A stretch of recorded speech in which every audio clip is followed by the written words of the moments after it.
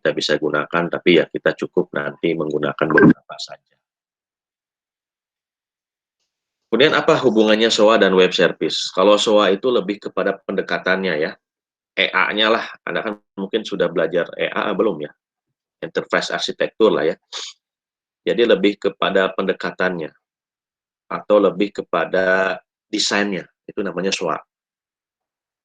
Jadi kalau SOA itu berbicaranya desain, berbicaranya arsitektur, berbicaranya kayak EA ya, Enterprise Architecture. Jadi bukan berbicara bahasa pemrograman SOA itu, bukan berbicara teknologi ya, tapi paradigma kita dalam mendesain suatu layanan di IT sebenarnya.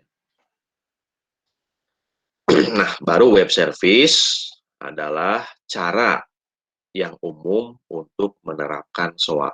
Baru si SOA itu diimplementasikan secara konkret dengan web service. Web service itu sudah berbicara teknologi ya. Sudah berbicara teknologi. Jadi apa sih web service itu? Web service itu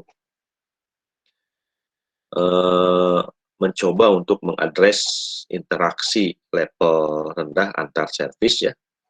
Jadi bagaimana antar service itu bisa berkomunikasi satu sama lain gitu ya, meskipun platform teknologinya berbeda. Dan juga web service itu juga memungkinkan SOA untuk scale up ya, untuk menghandle enterprise wide ya. Jadi besarnya perusahaan gitu ya, cakupan perusahaan gitu ya, khususnya untuk kebutuhan bisnis yang kritis gitu ya. Oke, jadi kuisnya nih hari ini jawab aja langsung. Kira-kira apa nih jawabannya? Which of the following, manakah di bawah ini yang merupakan dasar blok pembangun dari SOA? Apa jawabannya?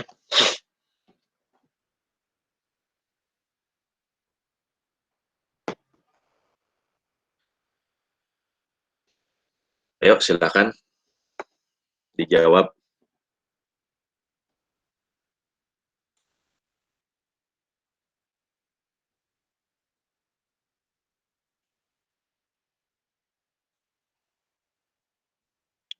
Service, Pak.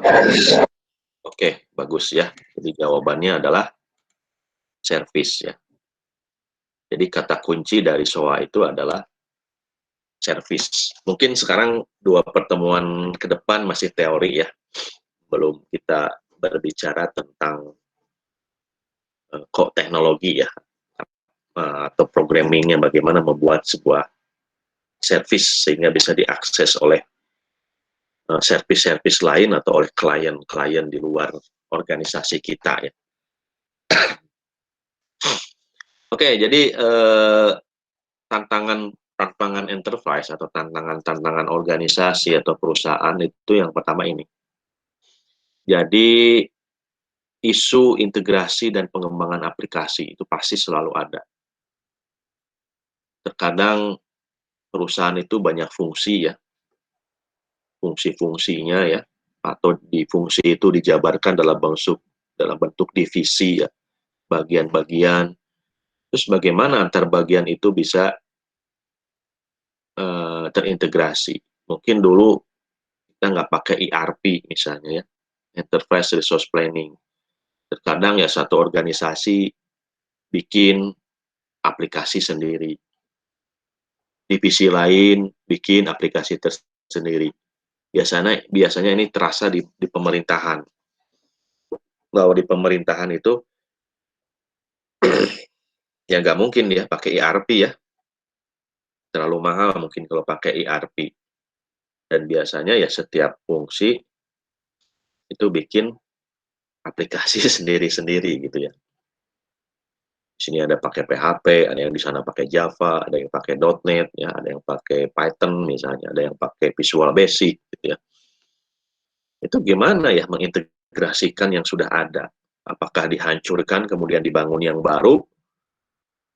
Wah, itu berarti tidak fleksibel ya, lack of flexibility. Ya. Nah, kalau dihancurkan bangun yang baru ya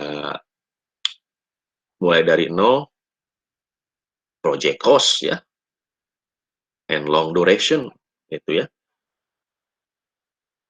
biaya project yang menambah, dan biasanya tidak pakai standar bikin programmingnya ya.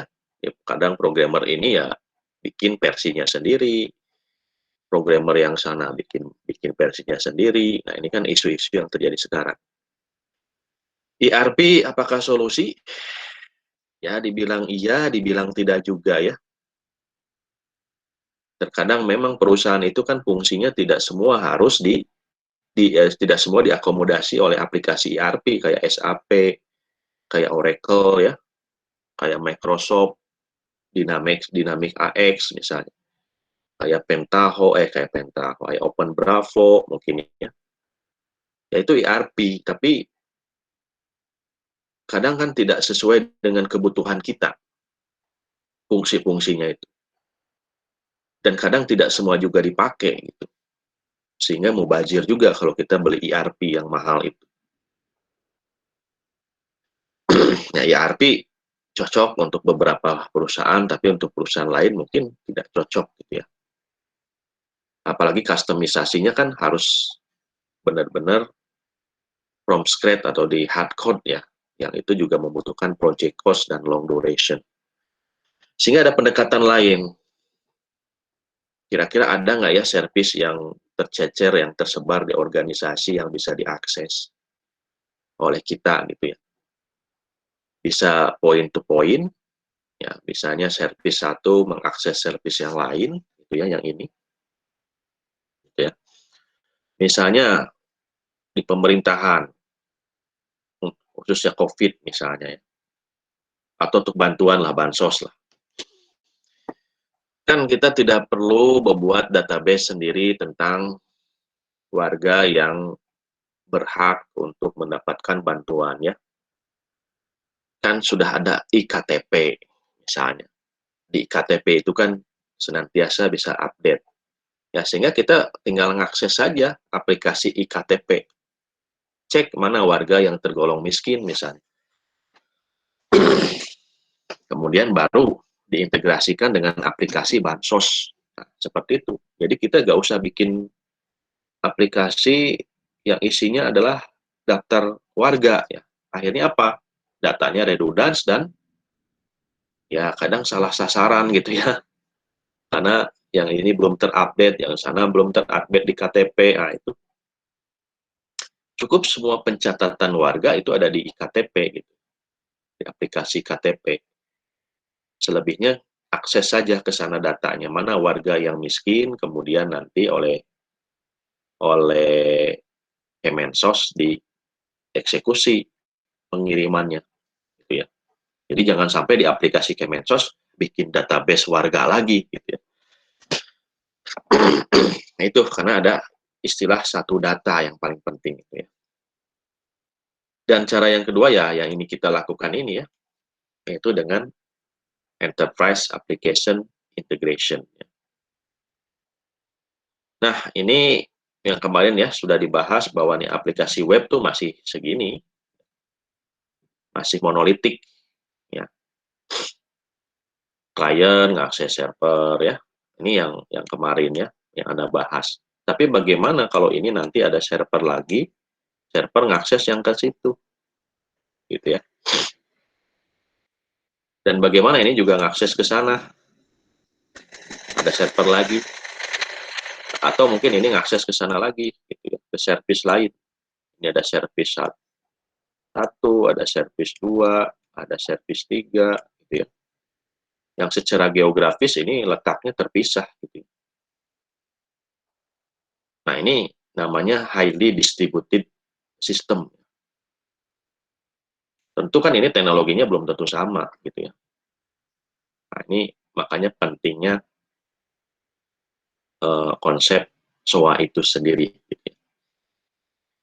Nah, ini contoh yang aplikasi yang ERP nih. ERP itu boleh disebut sebagai application centric integrasi. Jadi integrasi berbasisnya aplikasi.